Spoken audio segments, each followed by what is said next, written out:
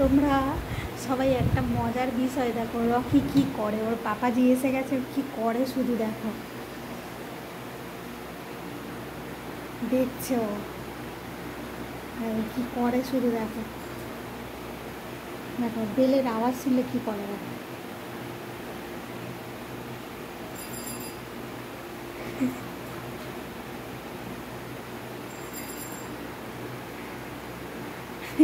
দরজা খোলা আছে, চলে এসো।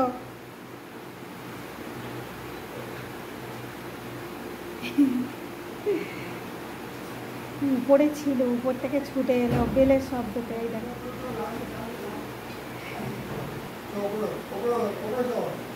আজকে আসতে একটু দেরি হয়েছে, কি করছিল।